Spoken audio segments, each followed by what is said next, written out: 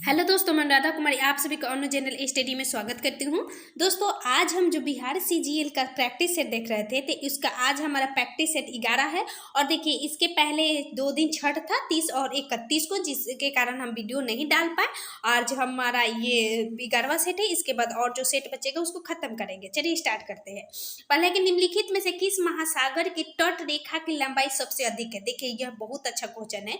मतलब महासागर पूछ रहा है, तो महासागर में हम लोग जानते हैं कि सबसे बड़ा प्रशांत महासागर, तब अटलांटिक, तब हिंद, तब आर्कटिक, ये सब महासागर है। ठीक है, तो देखिए, सबसे बड़ा कोई भी समझेगा क्या प्रशांत महासागर विश्व का सबसे बड़ा महासागर है, तो इसी का तट रेखा सबसे लंबा होगा। लेकिन यह गलत है। इसका आंसर हो जाएगा अटलांटिक महासागर। जब आप अटलांटिक महासागर को देखिएगा दोस्तों, तो इधर ऊपर हो जाता है उत्तरी अमेरिका, मतलब पूरा ग्लोब जब देखिएगा मैप, और इस साइड हो जाएगा आपका, नीचे हो जाएगा दक्षिण अफ्रीका, इधर यूरोप हो जाएगा, नीचे अफ्रीका हो जाएगा। तो इसके जो बीच में होती है ना, इसको हम लोग अटलांटिक महासागर कहते हैं। अटलांटिक महासागर की एक खासियत होती है कि कटी फटी महासागर है, यानी इसका जो तट है ना टूटा हुआ है, मतलब अंदर चला गया, फिर बाहर आ गया, फिर अंदर चला गया, बाहर हो गया, जिसके कारण इसकी जो तट रेखा होती है ना लंबा हो जाती है। ठीक है, लंबा हो जाती है। जैसे कि हम लोग भारत में पढ़ते हैं कि भारत की तट रेखा पे 9 राज्य स्थित है। ठीक है, जिसकी टोटल लंबाई, उसी प्रकार सबसे बड़ी विश्व की पूछे कि किस महासागर की तटरेखा सबसे ज्यादा है, तो यह अटलांटिक महासागर से। और सबसे ज्यादा सीमा टच करती है दोस्तों वो अफ्रीका से। ठीक है, याद रखना है। तो इसका हो जाएगा ऑप्शन नंबर बी नंबर। इसी कारण से कहा जाता है कि संसार का सबसे, यानी विश्व का सबसे व्यस्त महासागर अगर पूछा जाता है तो यही होती है अटलांटिक महासागर। अटलांटिक महासागर बंदरगाह के लिए फेमस होगा। मान लीजिए कि ये हमारा नदी है, इसका अंदर गया बाहर है, अंदर गया बाहर गया, तो बंदरगाह बनाने में बहुत सुविधाएं हो जाती है। तो इसलिए इस महासागर को सबसे व्यस्त महासागर कहते हैं। अगला एक, निम्नलिखित में से कौन सा कथन असत्य है, यानी गलत है? तो देखिए, पहला है गतिशील वायु को पवन कहते हैं। धरातल पर वायुमंडल के दबाव की मात्रा सभी स्थान पर एक समान होती है। ये तो 100% गलत होती है। आप ही देखिएगा कि वायु दाब की मात्रा बढ़ रही है। हम लोग जैसे नीचे देखते नहीं पढ़ते हैं कि धरती पे जो वायु दाब होती है, यानी वायु जो होती है, जैसे हम लोग पहाड़ पर जाते हैं वह कम हो जाती है। तो वायुमंडल के दबाव की मात्रा सभी स्थान पर एक समान होगी। कैसे एक समान होगी? समान तो है नहीं। हम लोग ऐसे ही देख रहे हैं कि जैसे जैसे ऊपर बढ़ते हैं, मान लीजिए कि धरतल से जैसे जैसे ऊपर बढ़ते हैं तो वायु दाब की मात्रा कम होती जाती है। ठीक है, कम होती जाती है। तो ये पहल का ही गलत, ऑप्शन नंबर बी ही गलत पकड़ा गया। तो हम सब सही हो जाएगी। इसका मतलब गतिशील वायु को पवन कहते हैं, बिल्कुल सही। वायुमंडल के कारण पृथ्वी पर दिन और रात के तापमान में अधिक अंतर नहीं हो पाता है, ये भी सही है। वायुमंडल का लगभग 97% वायु धरातल के निकट है, बिल्कुल सही है। क्योंकि सबसे ज्यादा अगर देखा जाए वायु तो धरातल में, यानी धरती पे ही, धरती के जो हम लोग ऊपरी परत पर है यहीं पे स्थित है। ठीक है, और अगला क्वेश्चन है कि निम्नलिखित में से किस महाद्वीप को पठारों का महाद्वीप कहा जाता है? इंपोर्टेंट, पठारों का महाद्वीप जो कहा जाता है दोस्तों अफ्रीका का। जो अफ्रीका है ना, इसमें सबसे ज्यादा पठार होती है। ठीक है, और यहाँ पे विशाल मरुस्थल होती है, विशाल मैदान है, जिसे कि हम लोग पढ़ते हैं ना सहारा मरुस्थल विश्व का यही पे स्थित है। ठीक है, तो ये यहाँ पे पठार भी बहुत ज्यादा पाया जाता है। और ये विश्व का सबसे गर्म महाद्वीप भी है। जैसे कि 7 महादेश है ना हमारा, तो उसमें महाद्वीप है ना, उसमें हमारे ये सबसे गर्म महाद्वीप है। याद रखना, अफ्रीका महाद्वीप, और सबसे ज्यादा पठार यहीं पे स्थित है। अगला कि अरावली एवं विंध्य श्रृंखलाओं के मध्य कौन सी पठार स्थित है? तो अरावली एवं विंध्य श्रृंखलाओं के मध्य जो पठार स्थित है दोस्तों वह है मालवा का पठार। मालवा का पठार, जैसे कि अरावली आपका राजस्थान में पड़ जाएगा। जैसे आप देखिए यहाँ पे ये हो जाएगा हमारा अरावली, तो हमारा राजस्थान में पड़ता है। ठीक, और इसके जस्ट इधर देखिएगा तो इधर बीच में विंध्य हो जाता है, तो इसके जो बीच वाला क्षेत्र है ना वह मालवा का पठार पाया जाता है। मालवा का पठार आपका थोड़ा सा मध्य प्रदेश में है, मतलब ये फैला हुआ है। ये कोई भी मान लीजिए कि मेघालय का पठार, तब मेघालय का पठार मुख्यतः मेघालय में, जरूरी नहीं है, थोड़ा सा इधर उधर राज्य में होगा। छोटा नागपुर पर का पठार, तो ये आपका हल्का सा जो है झारखंड में है, फिर उसके बाद पश्चिम बंगाल में भी पाया जाता है। ठीक है, इसी तरह मालवा का पठार अरावली और विंध्य श्रृंखलाओं के मध्य स्थित है। ठीक है, और इसके अलावा एक और पूछता है बुंदेलखंड का पठार, तो विंध्य श्रेणी के पूर्वी सीमा में ना बुंदेलखंड का पठार है। पठार बहुत इंपॉर्टेंट है। जैसे छोटा नागपुर का पठार, इसके पहले हमने देखा था कि छोटा नागपुर पठार खनिज संसाधन के लिए सबसे प्रमुख पठार है। बिहार का पटना जिले कितने जिलों के साथ अपनी सीमा साझा करता है? तो देखिए 9 जिलों से सीमा साझा करता है। बिहार का जो पटना जिला है यह 9 जिलों से सीमा साझा करता है। आप देखिए कि पटना सबसे ज्यादा गंगा नदी से भी टच करता है। यह क्वेश्चन बीपीएससी पूछ चुका है कि किस जिले से गंगा नदी सबसे ज़्यादा प्रभावित होती है, तो यही पटना है। पटना से कौन कौन से जिला, सबसे पहले आप जैसे पश्चिम की दिशा में देखिएगा, तो पश्चिम की दिशा में देखिएगा तो इधर देखने पर आपको सबसे पहले मिलेगा भोजपुर। ठीक है, भोजपुर का कुछ क्षेत्र लगा हुआ है। उसके बाद जस्ट ऊपर चढ़िएगा तो आपका आ जाएगा, ऊपर जाने पर मतलब जैसे नीचे पर चले तो भोजपुर हो जाएगा। उसके बाद नीचे आ जाएगा अरवल का क्षेत्र है, जहानाबाद है, नालंदा है। ठीक है, उसके बाद लखीसराय इधर चल जाता है, बेगूसराय है, फिर ऊपर बेगूसराय है, फिर उसके बाद समस्तीपुर है, वैशाली है, हम लोग का सारण है, सारण भी टच करता है पटना से, तो 9 है। अब वैशाली जिसमें हाजीपुर हम लोग मुख्यतः पढ़ते हैं शहर। जनगणना 2011 के अनुसार निम्न में से किस राज्य में सर्वाधिक साक्षरता दर है, तो निम्न है दोस्तों, निम्न का मतलब यही 4 है, निम्न मत कम 4। तो इसमें जो ऑप्शन नंबर ए हो जाएगा मिजोरम सबसे ज्यादा है। वही पूछता सबसे ज्यादा किन राज्यों में है, तो वो केरल में है। ठीक है, और सबसे कम हमारा राज्य बिहार है, और यहाँ पे सबसे ज्यादा देखा जाए तो केरल में है। और जो हमारे मिजोरम है यहाँ पे 91.33% है, और मिजोरम का लगभग 94% से ऊपर है। अब तो 100% हो चुका है, अब आएगी तो। अब बिहार के 61.8 है, तो याद रखना है। अगले कि भारत के किस राज्य की तट रेखा सबसे छोटी है, तो देखिए सबसे छोटी पूछ रहा है, भारत के किस राज्य की, तो गोवा की। जैसे आपने तट रेखा देखा ना कि किसका सबसे ज्यादा है, तो अटलांटिक महासागर के। जैसे आप दक्षिणी भाग देखिएगा भारत का, तो इधर हमारा गोवा मतलब 9 राज्य हमने पढ़ा ना कि 9 राज्य अभी के इससे सीमा साझा करते हैं। जैसे कि सबसे पहले आ जाता है गुजरात, तब आता है महाराष्ट्र, तब आता है गोवा, तब आता है कर्नाटक, तब इधर देखिएगा केरल, इधर 5 हो जाएगा, फिर तमिलनाडु, फिर उसके बाद आता है आंध्र प्रदेश, फिर उसके बाद यहाँ पे आ जाता है आपका, थोड़ा सा टच करता है ऊपर, जैसे जैसे बढ़िएगा तो ऊपर बढ़ने के बाद ओडिशा है, और फिर उसके बाद पश्चिम बंगाल है। यानी इधर 5 और इधर 4। इधर एक आता है अरब सागर में आपका आता है लक्षद्वीप, इधर होता है हमारा बंगाल की खाड़ी में अंडमान एवं निकोबार द्वीप समूह। इसके अलावा इधर यहाँ पे हमारे स्थित है गुजरात के पास दादर एवं नगर हवेली, दमन एवं दीव। ये तो एक नया केंद्र शासित प्रदेश, दोनों को मर्ज कर दिया गया है। तो याद करिएगा सबसे छोटा होता है गोवा, सबसे ज्यादा पूछे तो गुजरात का। ठीक है, सबसे छोटा गोवा, सबसे ज्यादा गुजरात। निम्न पर्वत श्रेणियों को उत्तर से दक्षिण सही क्रम में, ऊपर से नीचे आना है। निम्न पर्वत श्रेणियों में उत्तर से दक्षिण बोल रहा है, यानी ऊपर से नीचे गिरना है। तो ऊपर से नीचे जैसे आप आइएगा तो उसके बाद देखिए इसमें काराकोरम, लद्दाख, जास्कर वाला ही, जिसको हम लोग ना पढ़ते हैं कि ट्रांस हिमालय, हिमालय की 4 श्रेणी हम लोग पढ़ते हैं मुख्यतः। पहले से एक जो था ट्रांस हिमालय, तो ट्रांस हिमालय में ही 4 आता है। पहले आता है काराकोरम, तब लद्दाख, तब जास्कर, तब पीर पंजाल। ठीक है, तो देखिए इसमें जो ऊपर से नीचे आना है, तो देखिए ऊपर से नीचे का मतलब ऊपर जो होगा तो पहले काराकोरम होगा, तब लद्दाख होगा, तब जास्कर होगा, तब पीर पंजाल होगा। ऑप्शन नंबर ए सही है, उत्तर से दक्षिण, यानी ऊपर से नीचे उतरना है। वही नीचे से ऊपर पूछे दोस्तों तो पहले हो जाएगा पीर पंजाल, तब लद्दाख, जास्कर, तब लद्दाख, तब काराकोरम। ऑप्शन बी हो जाता। वही दक्षिण से उत्तर पूछता तो ऑप्शन ए सही है। निम्न में से कौन सा मिलान सही नहीं है, तो देखिए पहला है कि सिक्किम में थुमथांग घाटी, सही है। नागालैंड में जुकू घाटी, बिल्कुल सही है। पश्चिम बंगाल में कंबन घाटी, नहीं, गलत है। कंबन घाटी दोस्तों तमिलनाडु में पाई जाती है। ठीक है, तो ऑप्शन नंबर सी गलत है। निम्नलिखित में से कौन सा देश भारत के 5 राज्यों या केंद्र शासित प्रदेशों से जुड़ा है, इसका मतलब कि इसमें से कौन है जो 5 राज्य होगा चाहे केंद्र शासित प्रदेश से टच करता है, 5 होना चाहिए। तो देखिए जो चीन है दोस्तों, ऐसे कि इसका तो आंसर उपरोक्त तो सभी हो जाएगा। जैसे कि चीन है जो हमारा जो सीमा साझा करता है, सबसे पहले तो आपका होता है लद्दाख, उसके बाद आपका आ जाता है हिमाचल प्रदेश, लद्दाख के बाद में हिमाचल प्रदेश आ जाता है, फिर उत्तराखंड आ जाता है, फिर उसके बाद सिक्किम आ जाता है, तब अरुणाचल प्रदेश आ जाता है। ठीक है, उसके बाद पाकिस्तान का आप देखिएगा तो लद्दाख है, उसके बाद जम्मू कश्मीर है, फिर पंजाब है, फिर उसके बाद राजस्थान है, गुजरात है। नेपाल का देखिएगा तो एक होता है उत्तराखंड है हमारे दोस्तों, उत्तर प्रदेश है, बिहार है, सिक्किम है, पश्चिम बंगाल है। तो ये 5 राज्यों से हमने एक ट्रिक भी बताया था, UUBPS, बीपीएससी से रिलेट करके। जम्मू कश्मीर का मतलब कश्मीर को हम देने के लिए झांसे में नहीं आएंगे, इसे हमने ट्रिक समझाया था इसका। पाकिस्तान का हमारा पंगू राज। अगला है कि निम्नलिखित में से कौन सा नदी बंगाल की खाड़ी में नहीं गिरती है, तो देखिए बंगाल की खाड़ी में जो नहीं गिरती है गंगा बेली नदी। देखिए गंगा बेली या गंगा एक ही जैसा लगता है।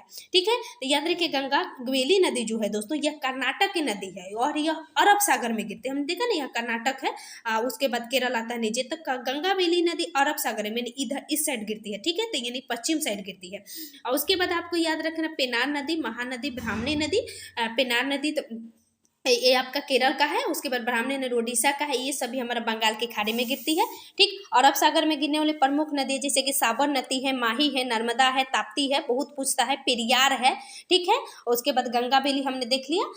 अगले क्वेश्चन की विधान परिषद साधारण विधेयक को अधिक से अधिक कितने समय तक रोक सकता है? तो देखिए यह साधारण विधेयक है। दो प्रकार के मुख्यतः विधेयक पढ़ेंगे, साधारण विधेयक, वित्त विधेयक। मतलब वित्त विधेयक, साधारण विधेयक, चाहे धन विधेयक, ठीक है। तो जो साधारण विधेयक है दोस्तों, अधिक से अधिक कितने समय तक रोक सकता है? तो देखिए अधिक से अधिक बोल रहे हैं तो 4 माह तक, ठीक है। और वही पूछता कि पहली बार कितने माह तक, पहली बार तो 3 माह तक ले, ठीक है। उसके बाद जब फिर भेजा जाएगा तो 1 माह तक आप रोक पाइएगा, इसके अलावा ज्यादा नहीं, ठीक है। तो अधिक से अधिक बोल रहे हैं यानी टोटल पूछे तो 4 माह तक। वही वित्त विधेयक को, धन विधेयक को दोस्तों पूछा जाता है, वित्त विधेयक साधारण विधेयक एक ही जैसे है, ठीक है। तो ये हमारा अधिकतम 4 माह तक, सबसे कम पूछे तो 3 माह तक, ठीक है। और विधान परिषद वित्त विधेयक को छोड़कर धन विधेयक को 14 दिन तक ही रोक सकता है। उसके अलावा अगर आप रोकते हैं तो वह पूर्णतः पास समझा जाता है, ठीक है। अगला कि भारत के किस राज्य में कॉफी का सर्वाधिक उत्पादन होता है? तो देखिए कॉफी का सर्वाधिक उत्पादन दोस्तों कर्नाटक में होती है। कर्नाटक के बाद कॉफी का उत्पादन केरल में होती है, उसके बाद तमिलनाडु में होती है। सबसे ज्यादा कॉफी का उत्पादन पूछे तो कर्नाटक में लगभग 50%, 53% के लगभग होती है, 50% से ज्यादा, यानी आधे से अधिक कॉफी कर्नाटक में होती है। निम्नलिखित में से बिहार के किस जिले में टाल मिट्टी का विस्तार नहीं है? Most important. देखिए जैसे आप बिहार का मैप ऐसे देखिएगा तो जो गंगा नदी है दोस्तों जहाँ से प्रवेश करती है, इसके जो दक्षिणी क्षेत्र है ना, इस क्षेत्र को टाल क्षेत्र कहते हैं, ठीक है। जो टाल क्षेत्र है यहाँ से शुरू हो जाती है, गंगा नदी भोजपुर से प्रवेश करती है। तो जैसे आप देखिएगा सारण वाले क्षेत्र से, सारण में थोड़ा सा भी जाता है, उसके बाद पटना, फिर उसके बाद जैसे बेगूसराय भी आता है, उसके बाद समस्तीपुर के क्षेत्र से धीरे धीरे आकर कटिहार, भागलपुर, ये सब आती है। यहाँ से जो दक्षिणी क्षेत्र है ना, यहाँ पे टाल क्षेत्र कहा जाता है। तो ऑप्शन देखिए आपका पटना, मुंगेर, भागलपुर, बेगूसराय। तो देखिए ये सभी क्षेत्र में टाल क्षेत्र पाया जाता है, लेकिन मुंगेर में टाल क्षेत्र नहीं पाया जाता है क्योंकि मुंगेर ऊपरी सीमा में है। जैसे आप गंगा नदी देखिएगा ना, ऊपर खैर है, बेगूसराय ऊपर आ जाता है, ठीक है। तो इसके जो निचली क्षेत्र है दक्षिण में, वहां पे टाल क्षेत्र पाया जाता है, ठीक। तो ऑप्शन नंबर डी हो जाएगा। और टाल क्षेत्र लगभग 8 से 10 किलोमीटर फैला हुआ है, ठीक है।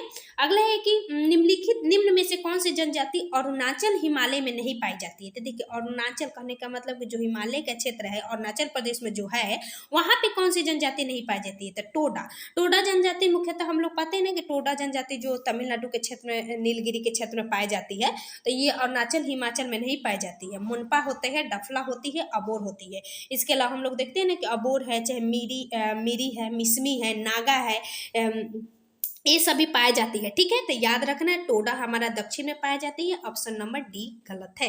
निम्न में से किसको लाला लाजपत राय ने अपना राजनीतिक गुरु माना था? जैसे कि हम लोग महात्मा गांधी को पता है कि राजनीतिक गुरु किसे माना था, तो उन्होंने राजनीतिक गुरु गोपाल कृष्ण गोखले को माना था, ठीक है। उसी प्रकार हम लोग अलग अलग व्यक्तियों को पढ़ते हैं, जैसे सुभाष चंद्र बोस ने CR दास को माना था, ठीक है।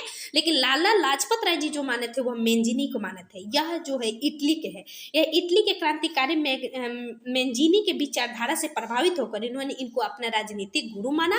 और मेंजिनी की एक रचना आता है द ड्यूटी ऑफ मैन, ठीक है, द ड्यूटी ऑफ मैन, उसी का मतलब उनकी जो रचना है ना, उन्हीं से प्रभावित होकर इन्होंने अपना राजनीतिक गुरु माना था लाला लाजपत राय जी ने।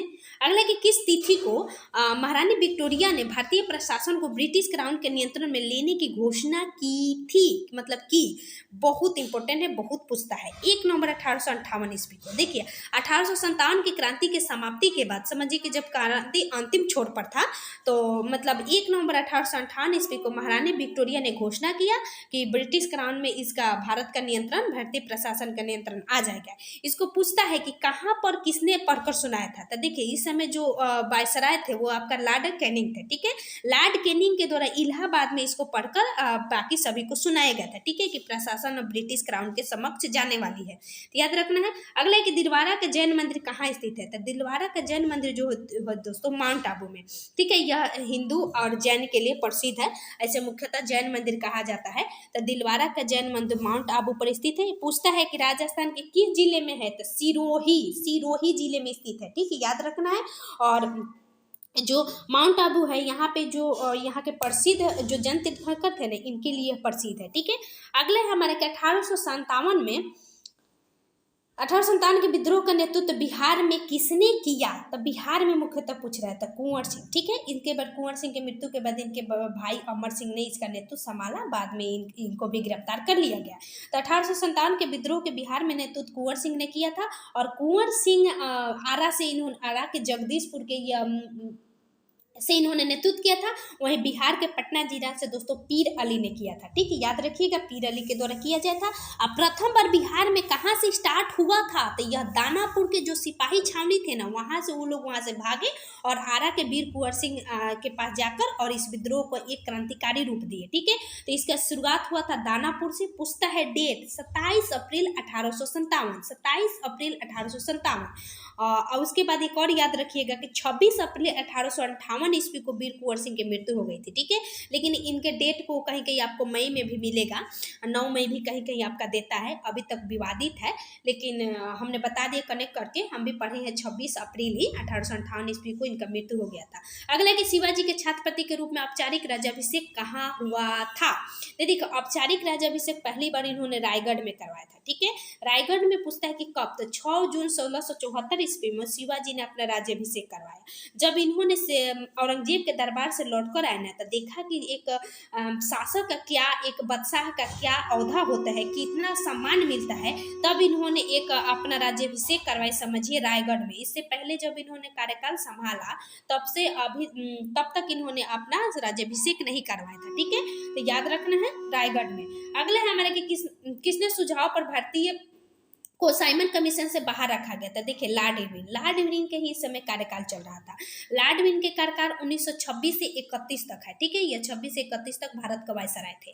तो लॉर्ड इरविन के कहने पर ही साइमन कमीशन जब भारत में आया था, इस समय जो मॉन्टेगू चैम्प्स पर घोषणा हुआ था ना, मॉन्टेगू 1919 ईस्वी में, तो इसी घोषणा में जो कुरीतियां था, चाहे किस प्रकार की यह घोषणा है, इसी की जांच करने के लिए यह साइमन कमीशन आया था। ठीक है, तो साइमन कमीशन के गठन कब हुआ था, तो पूछता है 8 नवंबर 1927 ईस्वी को। ठीक है, और भारत में कब आया था, तो 3 फरवरी 1928 ईस्वी को। 27 में गठन, फरवरी में आ गया। ठीक है, तो याद रखिएगा, साइमन कमीशन को भारतीयों को जो बाहर रखा गया था, किसके सुझाव पर, लॉर्ड इरविन के सुझाव पर। और इसका बहिष्कार हुआ था कि साइमन गो बैक का नारा किसने दिया था, पूछता भी है, तो लाला लाजपत राय जी ने दिया था। इन्हीं के बाद इनका मृत्यु भी हो गया था, लाला लाजपत राय जी, जो हमने अभी पढ़ा था कि इनके गुरु कौन थे, तमेंजीनी। ठीक है दोस्तों, याद रखना है साइमन कमीशन 3 फरवरी को। इसमें 8 सदस्यीय था, एक भी भारतीय नहीं था। अगला है कि कांग्रेस सोशलिस्ट पार्टी की पहली बैठक कहाँ आयोजित की गई थी। तो देखिए, कांग्रेस सोशलिस्ट पार्टी की पहली बैठक पटना में आयोजित की गई थी मई 1934 ईस्वी, यानी 1934 ईस्वी में पहली बार कांग्रेस समिति की बैठक हुआ था। ठीक है, याद रखना है। अगला है कि 1857 के विद्रोह में राष्ट्रीयता की भावना का अभाव था। यह सैनिक विद्रोह से बढ़कर और कुछ नहीं था। यह किसने कहा था। देखिए, 1857 की क्रांति पर बहुत अलग अलग जो इतिहासकार हैं उनका अलग अलग मत है। ठीक है, तो यह एक कथन दे दिया है और पूछ रहे हैं कि किसने कहा था। क्या कथन है कि राष्ट्रीयता का भावना का अभाव था। ठीक है, और यह एक सैनिक विद्रोह से बढ़कर कुछ नहीं था। ये कहे थे आपका दोस्तों आरसी मजूमदार। आरसी मजूमदार का यह कथन था। इसके अलावा हमने पढ़ते हैं कि एक 1857 की क्रांति का बीडी सावरकर का भी ना ही ये स्वतंत्रता संग्राम थे, इसके इन्होंने एक कथन कहा था। इसके अलावा हम लोग एक और देखते हैं कि विद्रोह मतलब मुसलमानों के षड्यंत्र का परिणाम था, जेम्स आउटरम ने कहा था। इसके बाद में जो एच होम्स थे उन्होंने कहा था कि यह ईसाइयों और हिंदुओं के धर्मांधों के बीच में युद्ध था। ठीक है, अलग अलग का कथन अलग अलग है, आप इसको जरूर याद रखिएगा। ठीक है, इस चैप्टर को ही कमांड करके रखिएगा क्योंकि यह इंपॉर्टेंट चैप्टर है। अगला कि निम्नलिखित में से किसने सबसे पहले भारत में धन निष्कासन के सिद्धांत को प्रस्तुत किया था। तो देखिए, दादा भाई नौरोजी ने। दादा भाई नौरोजी के द्वारा पहली बार धन निष्कासन का सिद्धांत दिया गया था। इनके बुक भी पूछता है, प्लान इकोनॉमिक फॉर इंडिया, इनका बुक बहुत बड़ा है। ठीक है, तो याद रखिए कि इनका है दादा भाई नौरोजी के द्वारा। अगला है रैयतवाड़ी व्यवस्था सर्वप्रथम कहाँ लागू हुआ था। तो देखिए, रैयतवाड़ी व्यवस्था सर्वप्रथम जो लागू हुआ था मद्रास में 1792 ईस्वी में। मद्रास के 12 महल, याद रखना है जिला, 12 महल एक नामक प्रांत था, यानी जिला था, समझिए। यहीं पे पहली बार रैयतवाड़ी व्यवस्था लागू हुआ था। रैयतवाड़ी व्यवस्था जो लागू हुआ था मद्रास के क्षेत्र में, मद्रास मुंबई के क्षेत्र में लागू हुआ था। और यह रैयतवाड़ी व्यवस्था थॉमस मतलब कर्नल रीड के द्वारा शुरू किया गया था। कर्नल रीड और महानवारी मुनरो थे। ठीक है, अगला है कि निम्नलिखित में से कौन पतियों में उपस्थित रंध्रों के बारे में असत्य कथन है। तो देखिए, असत्य कथन पूछ रहा है, तो वाष्पोत्सर्जन का कार्य करती है, बिल्कुल सही है। पतिया में जो रंध्र यानी छिद्र होती है ना, वो वाष्पोत्सर्जन होती है, बिल्कुल सही। O2 CO2 का आदान प्रदान करती है, ये भी सही है। रंध्र दिन में खुले एवं रात में बंद रहते हैं, तो देखिए ये भी सही है। रंध्र पोषक तत्व को नियंत्रित करते हैं। देखिए यह गलत है। रंध्र पोषक तत्वों का नियंत्रित नहीं करते। ये सभी क्रियाएं होती है, जैसे कि वाष्पोत्सर्जन का कार्य करती है, O2 CO2 का आदान प्रदान करती है। रात दिन में खुले रहते हैं, रात में बंद हो जाते हैं। तभी तो हम लोग पढ़ते हैं कि जो होती है कि दिन में प्रकाश संश्लेषण की प्रक्रिया होती है और रात में भोजन की यूज करते हैं। ठीक है, तो ऑप्शन नंबर डी गलत है। अगला एक, निम्नलिखित में से कौन सा ग्रंथि मेलेटोनिक हार्मोन स्रावित करती है? तो मेलेटोनिक हार्मोन जो हम जानते हैं दोस्तों, यह पीनियल ग्रंथि स्रावित करती है। मेलेटोनिक हार्मोन जो होती है यह अग्र मस्तिष्क के पृष्ठीय भाग में स्थित है, यानी जो अगला मस्तिष्क है ना उसके पिछले भाग में। यह हार्मोन सोने जागने में नहीं, मेलेटोनिक हार्मोन जैसे हम लोग सोने जागते हैं, शरीर का तापमान मेलेटोनिक हार्मोन ही नियंत्रित करती है। ठीक है, अगले के, निम्नलिखित में से कौन मानव लार में उपस्थित होती है? तो देखिए मानव लार में जो उपस्थित होती है दोस्तों, ये आपका विद्युत अपघट्य मतलब उपस्थित होती एमाइलेज एमलाइसोजाइम, ये सभी है। देखिए विद्युत अपघट्य जो दिया है यहाँ पे, विद्युत अपघट्य अगर पढ़ा जाए तो हम लोग विद्युत अपघट्य क्रियाएं होती है, जैसे कि आप लार में देखिएगा ये उपस्थित होती है। तो इसमें हो जाएगा लार में विद्युत अपघट्य, जैसे कि सोडियम, कैल्शियम, क्लोरीन, ये सब पाया जाता है। ठीक है, एंजाइम भी पाई जाती है लार में, एमाइलेज होती है, टाइलिन होती है, लाइसोजाइम, ठीक है, ये सब पाए जाते हैं। ठीक है, तो याद रखना, जैसे विद्युत अपघट्य के रूप में सोडियम, मान लीजिए कि सोडियम क्लोरीन तो है ना जी, विद्युत का अपघटन है ना, ये माइलेज होता ही है। लाइसोजाइम होती है, जो हम लोग नहीं पढ़ते कि लाइसोजाइम कीड़ों को मार्क देती है। ठीक है, अगला कि पेनिसिलिन का आविष्कार कौन थे, यानी पेनिसिलिन का आविष्कारक कौन थे, यानी किसने खोजा था? अलेक्जेंडर फ्लेमिंग ने। अलेक्जेंडर फ्लेमिंग के द्वारा पहली बार पेनिसिलिन का खोज हुआ था, और यह एंटीबायोटिक है। ठीक है, यह कवक से बनता है। ये भी पूछता है कि किससे बनता है, तो कवक से।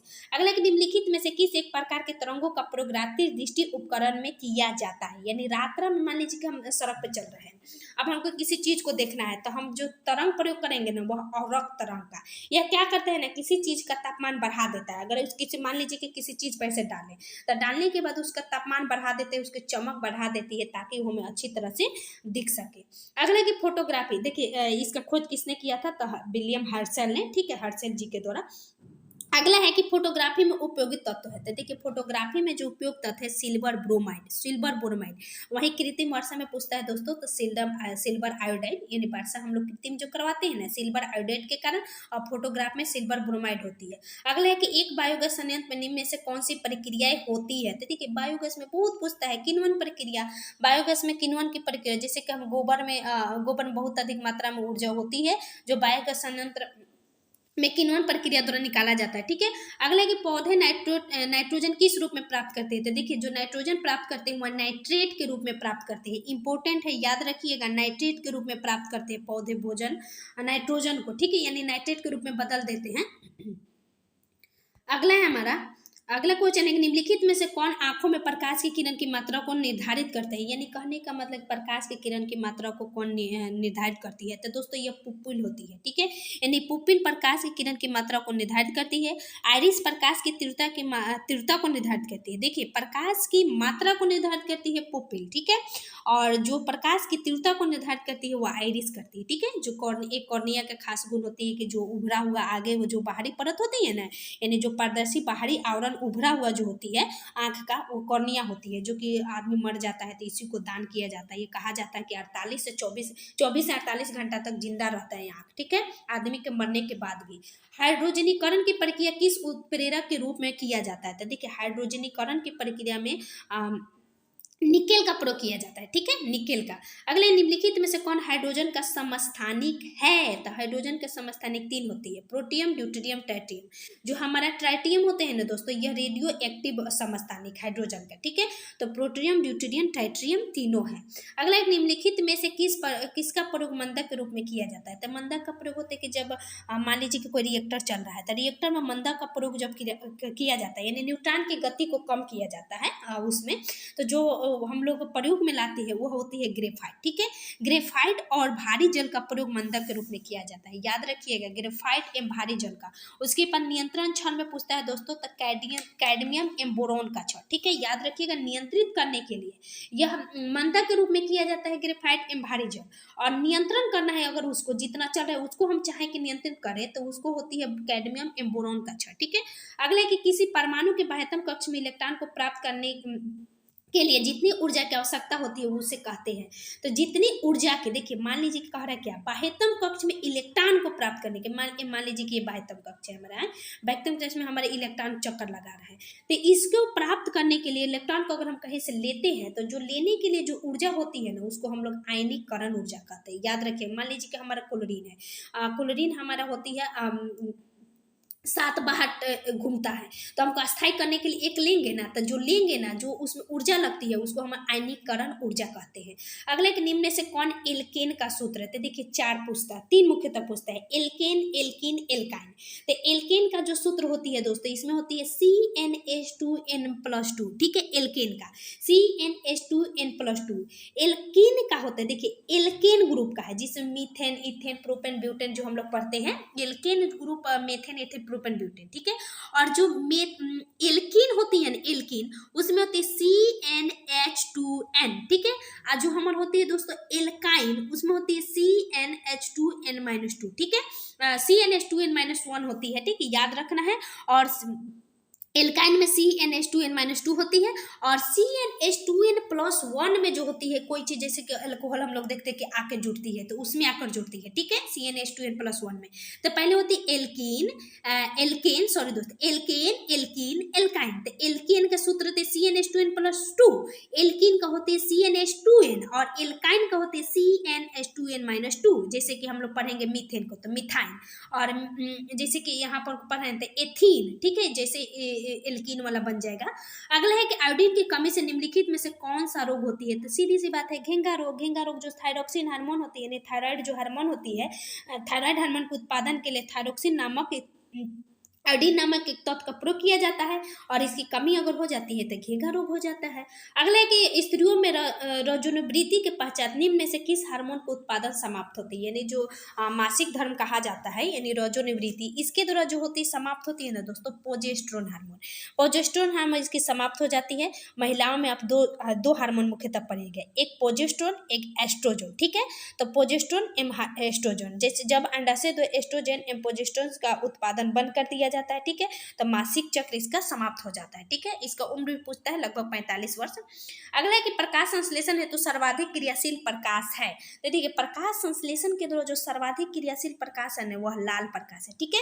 लाल प्रकाश में सबसे ज्यादा क्रियाशील मतलब सबसे ज्यादा होती है, इसके बाद नीला, कहीं कहीं आपको नीला भी देगा, ठीक है, याद रखना है। तो दूसरे पर नीला आता है। अगला है कि मलेरिया में मानव शरीर का कौन सा अंग प्रभावित होती है, तो दोस्तों इसमें प्लीहा होती है।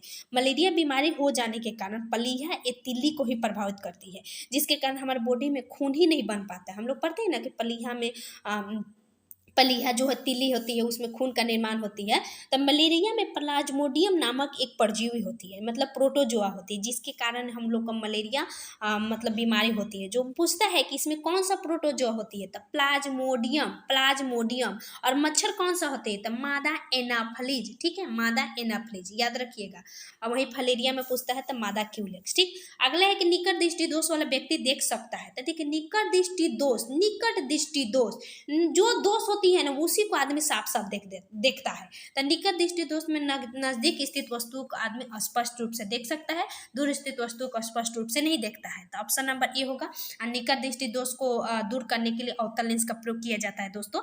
अगला है कि एक झील में द्वितीय एवं दूसरी पोषक स्तर होती है, तो देखिए दूसरी पोषक स्तर प्राणी प्लवक होती है, यानी प्राणी प्लवक जो होती है ना, सभी जीव अपने पोषण या आहार स्रोत के आधार पर आहार श्रृंखला के ग्रहण करता है, ठीक है।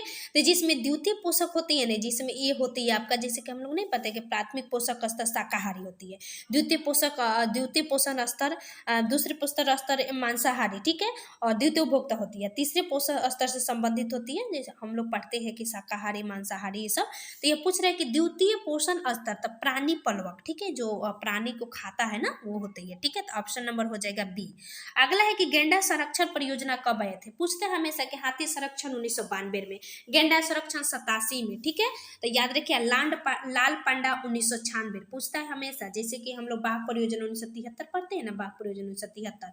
तो गेंडा परियोजना 87 और लाल पंडा 96 और हाथी परियोजना 92। ऑप्शन नंबर ए होगा। राष्ट्रीय आय की गणना किस विधि द्वारा किया जाता है? तो देखिए राष्ट्रीय आय की गणना 3 विधियों द्वारा किया जाता है। उत्पादन विधि यानी उत्पादन स्तर से भी हम लोग राष्ट्रीय आय की गणना कर सकते हैं। व्यय विधि यानी व्यय विधि, लोग जितना व्यय करता है। आय विधि यानी जितना लोग कमाता है, इससे भी आप क्या कर सकते हैं। ठीक है, अगला 2011 की जनगणना कौन सा देश के जनगणना के अनुसार देश में कार्य संभावित दर है। क्या पूछ रहा है? देश में कार्य सहभागिता दर है, यानी लोगों की कितनी सहभागिता दर है। तो इसमें दोस्तों याद रखना है 39.8, यानी पुरुषों में कार्य सहभागिता जो है वह 53.3 है और महिलाओं में दोस्तों 25.6 है। और टोटल पूछ रहा है सभी का, तो 39.8, यानी सब पुरुषों में कितना है 53.3 है, महिलाओं के अभी जो है वह 25.6 ही है। राष्ट्रीय आय की गणना करते समय निम्नलिखित में से किसको शामिल किया जाता है? तो देखिए शामिल किया जाता है ये पूछ रहा है। तो गृहिणी की सेवाएं कहाँ होता है? आज तक ले तो हुआ नहीं है, आगे देखते हैं, पता नहीं क्या होगा भविष्य में। पेंशन को तो किया नहीं जाता है, क्योंकि पेंशन हमारा क्या होती है, पेंशन जो हमारा दिया जाता है ये होता नहीं है। चौकीदार की आय किया जाता है, क्योंकि चौकीदार की जो आय होती है ना वह हमारा क्या होती है, संचित निधि, समझिए कि एक तरह का निधि से ही दिया जाता है। तो याद रखना चौकीदार की आय होगा, पेंशन नहीं होता है। ठीक है, गृहिणी की भी सेवाएं नहीं होती है। तो ऑप्शन नंबर सी। भारत के किस शहर में उत्तर भारत का मैनचेस्टर कहा जाता है? तो देखिए 3 मैनचेस्टर पढ़ते हैं। एक हम लोग पूछते हैं कि भारत का मैनचेस्टर, तो भारत का मैनचेस्टर जो होती है दोस्तों अहमदाबाद। दक्षिण भारत का मैनचेस्टर पूछता है तो कोयम्बटूर। दक्षिण भारत का कोयम्बटूर, दक्षिण लग जाता है, कोयम्बटूर कहाँ है? तमिलनाडु में। ऐसे पूछे सिर्फ भारत का मैनचेस्टर तो अहमदाबाद। उत्तर लगा दे दोस्तों तो हो जाएगा कानपुर। ठीक है, तो ऑप्शन नंबर हो जाएगा सी। निम्न में से किस राज्य में आम का सर्वाधिक उत्पादन होती है? तो आम का सर्वाधिक उत्पादन उत्तर प्रदेश में। आम का सर्वाधिक उत्पादन उत्तर प्रदेश में। देखिए एक सिंधु आम होती है जिसमें किसी प्रकार का बीज नहीं होती है, ये भी हम कहीं पढ़े हुए थे, तो याद रखना। अगला कि भारतीय ओलंपिक संघ का मुख्यालय कहाँ है? तो भारतीय ओलंपिक संघ का मुख्यालय दोस्तों नई दिल्ली में। ठीक है, और भारतीय ओलंपिक संघ की स्थापना 1927 में हुआ था। वहीं विश्व स्तर पर पूछता है तो 1896 ईस्वी में। ठीक है, तो याद रखना 1927 ईस्वी में भारतीय ओलंपिक संघ की स्थापना हुआ था। और इसका भी वर्तमान में अध्यक्ष दोस्तों नरेंद्र बत्रा है। ठीक है, नरेंद्र बत्रा दूसरे कार्यकाल के लिए भी इनको चुना जा चुका है। इसका मुख्यालय नई दिल्ली में है। अगला है कि नॉर्मन बोरलॉग पुरस्कार से सम्मानित प्रथम महिला कौन सी है? तो देखिए नॉर्मन बोरलॉग पुरस्कार से सम्मानित प्रथम महिला जो थी वह थी अमृता पटेल। कौन थी? अमृता पटेल। याद रखिएगा नॉर्मन बोरलॉग पुरस्कार हम लोग पढ़ते हैं ना कि डॉक्टर नॉर्मन बोरलॉग विश्व में थी हरित क्रांति के जनक माना जाता है। ठीक है, और इनको शांति के लिए नोबेल पुरस्कार भी मिला था। अगला की पुस्तक 1984 किसके द्वारा लिखा गया था? तो याद रखिएगा जॉर्ज ऑरवेल के द्वारा 1984 नामक पुस्तक लिखा गया था। और ये फेमस इसलिए है क्योंकि 1984 ईस्वी में हमारा जो माननीय पूर्व प्रधानमंत्री इंदिरा गांधी जी थी, इनके उसी समय मृत्यु भी हो गया था। ठीक है, अगला कि लोसांग उत्सव किस राज्य की जनजातियों द्वारा मनाई जाती है? तो देखिए लोसांग दो पूछता है, एक लोसर एक लोसांग। तो लोसर महोत्सव और लोसांग महोत्सव। तो देखिए लोसांग महोत्सव दोस्तों होती है सिक्किम में। ठीक है, लोसांग महोत्सव सिक्किम में, याद रखें लोसांग सिक्किम में। अगला है हमारा कि मधुबनी पेंटिंग किस राज्य से संबंधित है? तो मधुबनी पेंटिंग दोस्तों बिहार से संबंधित है, बहुत फेमस पेंटिंग है मधुबनी, मिथिला क्षेत्र में प्रसिद्ध है। ठीक, अगला एक इंडिया विंस फ्रीडम, यानी इंडिया विंस फ्रीडम पुस्तक किसकी आत्मकथा है? तो मौलाना अबुल कलाम आजाद। मौलाना अबुल कलाम आजाद की पुस्तक है। और इनको ये भी क्वेश्चन आता है कि सबसे कम उम्र के कांग्रेस के अध्यक्ष कौन थे? तो यही थे, 1924 ईस्वी में बने थे। 1923 ईस्वी में बने थे, क्योंकि 1924 ईस्वी में तो महात्मा गांधी थे। तो 1923 ईस्वी में कांग्रेस के कमान संभाले थे। इसके अलावा सबसे ज्यादा कार्यकाल तक कांग्रेस के अध्यक्ष रहने वाला यही थे, 1940 से लेकर 46 तक। अगला है कि भारतनाट्यम किस राज्य का लोक नृत्य है? तो देखिए भारतनाट्यम दोस्तों लोक नृत्य है वह आपका है तमिलनाडु का। ठीक है, हमेशा पूछता है कि गीत पूछता है कि किस राज्य का क्या है। भारतनाट्यम तमिलनाडु के है। उत्तर भारत का जो आता है दोस्तों कथक। ठीक है, क्या कहा जाता है, हाँ तमिलनाडु के जो भारतनाट्यम से प्रसिद्ध व्यक्ति थे उनको जान जाइए, यामिनी कृष्णमूर्ति, सोनल मान सिंह। ये पूछता है। रुक्मिणी देवी बहुत पूछता है कि रुक्मिणी देवी किस लोक नृत्य से संबंधित है? तो भारतनाट्यम। अगला कि केंद्रीय गन्ना अनुसंधान संस्थान कहाँ स्थित है? तो देखिए केंद्रीय गन्ना अनुसंधान कोयम्बटूर में है। कोयम्बटूर में हमेशा पूछता है कोई भी संस्थान, जैसे कि केंद्रीय खाद्य प्रौद्योगिकी दोस्तों मैसूर में है। ठीक है, और हमारा जो अभी हम पढ़े गन्ना का कहाँ स्थित है, कोयम्बटूर में, ठीक, याद रखिएगा, गन्ना का कोयम्बटूर में। अगला है यहाँ राजमुंदरी में आपका क्या कहा जाए, राजमुंदरी में दोस्तों आपका तंबाकू का है। अगला है कि विश्व एड्स दिवस किस तिथि को मनाया जाता है, तो देखिए विश्व एड्स दिवस 1 दिसंबर को, ठीक है। वहीं 3 दिसंबर को पूछे तो याद रखना है, इस दिन विश्व विकलांग दिवस मनाया जाता है। राष्ट्रीय कृषि विकास कोष की स्थापना किस वर्ष की गई थी, तो अंतर्राष्ट्रीय कृषि विकास कोष की स्थापना जो किया गया था दोस्तों, याद रखना है, यह 1977 में किया गया था। कब किया गया था, 1977 ईस्वी में। अगला कि भारत के संविधान में उद्देशिका का विचार दिया गया था। देखिए 2 पूछता है, उद्देशिका की भाषा कहाँ से ली गई है और उद्देशिका के विचार, यानी उद्देशिका शब्द मतलब समझिए कहाँ से ली गई है, तो यूएसए के संविधान से। वहीं उद्देशिका की भाषा पूछे दोस्तों तो ऑस्ट्रेलिया के संविधान से, ठीक है। उद्देशिका को ही हम लोग प्रस्तावना भी कहते हैं, चाहे इंग्लिश में प्रियम्बल कहते हैं, जिसको भारत का दर्पण, भारत का आमुख, ठीक है, भारत की आत्मा, इसको संविधान की आत्मा भी कहा जाता है प्रस्तावना को। अगला कि भारतीय संविधान के किस अनुच्छेद के अंतर्गत अखिल भारतीय सेवाओं का प्रावधान किया गया है, तो देखिए अनुच्छेद 312। अनुच्छेद 312 के तहत अखिल भारतीय सेवाओं को प्रावधान कौन कर सकता है, तो ये भी पूछता है हमेशा राज्यसभा के द्वारा प्रथम बार यह पेश होता है, और राज्यसभा पेश होने के बाद में लोकसभा सिर्फ इस पर सहमति जारी करता है कि हाँ भाई कर दो, ठीक है। तो अनुच्छेद 312। भारतीय संविधान की प्रस्तावना में निम्नलिखित में से किस स्वतंत्रता को वर्णन नहीं है, तो देखिए 5 तरह की स्वतंत्रता है, 3 तरह का न्याय है। सामाजिक, आर्थिक, राजनीतिक न्याय, बार बार हम बोलते हैं सामाजिक, आर्थिक, राजनीतिक न्याय, 3 प्रकार के न्याय। अब स्वतंत्रता पूछता है तो विचार, अभिव्यक्ति, विश्वास, धर्म और उपासना की स्वतंत्रता। क्या है, विचार है, अभिव्यक्ति है, विश्वास है, धर्म है, उपासना, 3 तो ये सारी स्वतंत्रता मिल गए। विचार अभिव्यक्ति नहीं दिया है। आर्थिक स्वतंत्रता नहीं है, आर्थिक न्याय है, मतलब हमने सामाजिक, आर्थिक, राजनीतिक न्याय, आर्थिक न्याय है दोस्तों, तो याद रखना है। ऑप्शन नंबर ए गलत है। अगला है हमारा कि भारत के संविधान के निम्नलिखित में से कौन सा अनुच्छेद प्रेस की स्वतंत्रता से संबंधित है, बहुत पूछता है प्रेस की स्वतंत्रता। अनुच्छेद 19 ए में ही सूचना का भी अधिकार है। अनुच्छेद 19 के एक क्लोज में ही झंडा फहराने का भी अधिकार है, ठीक है, याद रखिएगा। अगला है कि कानूनी विषयों पर राज्य सरकार को कौन परामर्श देता है, तो देखिए केंद्र सरकार को जो परामर्श देता है दोस्तों वह महान्यायवादी होती है, ठीक है, जिसको हम एडवोकेट जनरल कहते हैं, सॉरी जो हमारा महान्यायवादी होती है वो देती है, ठीक है। और वहीं हमारा होती है राज्य स्तर पर, राज्य सरकार को देती है वह एडवोकेट जनरल देती है, ठीक है, कौन देती है, महाधिवक्ता, ठीक है, याद रखना है महाधिवक्ता। अटॉर्नी जनरल जो देती है वह केंद्र सरकार को देती है महान्यायवादी। महान्यायवादी को हमेशा पूछा जाता है कि यह केंद्र सरकार का वकील होती है, ठीक है। अगला कि भारतीय संसद बनती है, भारतीय संसद किससे बनती है, तो लोकसभा, राज्यसभा और राष्ट्रपति से बनती है, ठीक है, याद रखना है लोकसभा, राज्यसभा और राष्ट्रपति। देखिए प्रधानमंत्री इसका अंग नहीं है, प्रधानमंत्री संसद का सदस्य होती है, जिसको बहुमत दल के नेताओं में से एक को प्रधानमंत्री बना दिया जाता है, ठीक है। तो याद रखना है लोकसभा, राज्यसभा और राष्ट्रपति संसद का अंग है, ठीक है, अनुच्छेद 79 के तहत। लोकसभा अनुच्छेद 81, राज्यसभा दोस्तों हमारा अनुच्छेद 80 और राष्ट्रपति का अनुच्छेद हमारा 52 है। अगला कि भारतीय संविधान के निम्नलिखित अनुच्छेद में से कौन सा सर्वोच्च न्यायालय द्वारा संविधान का अनुलंघनीय मौलिक ढांचा घोषित किया गया है, तो देखिए संविधान का 2 अनुच्छेद है, ठीक है, याद रखना संविधान का 2 अनुच्छेद है। एक अनुच्छेद 32, अनुच्छेद 224, अनुच्छेद 227 भी है, इसके अलावा एक 231 भी आ जाएगा, ठीक है। तो याद दिया गया है, ऐसे अनुच्छेद 13 भी कुछ जिक्र किया गया है, लेकिन अनुच्छेद 32 को क्यों कहा गया है मौलिक ढांचा घोषित किया गया है, क्योंकि अनुच्छेद 32 के तहत हम लोग जानते हैं कि मौलिक अधिकार का उल्लंघन होती है, तो हम लोग जा सकते हैं, ठीक है। और अनुच्छेद 226 के तहत हमारा राज्य में जो होती है सर्वोच्च, मतलब कहने का मतलब कि ये हमारा सर्वोच्च न्यायालय में जा सकते हैं, ये हमारा हाई कोर्ट में जा सकते हैं, ठीक है। 227 में भी इसका वर्णन किया गया है। 227 में अधीनस्थ न्यायालय का अध्ययन शक्ति प्रदर्शित किया जाता है, यानी जो छोटे न्यायालय है उसकी इसमें विचारधारा है।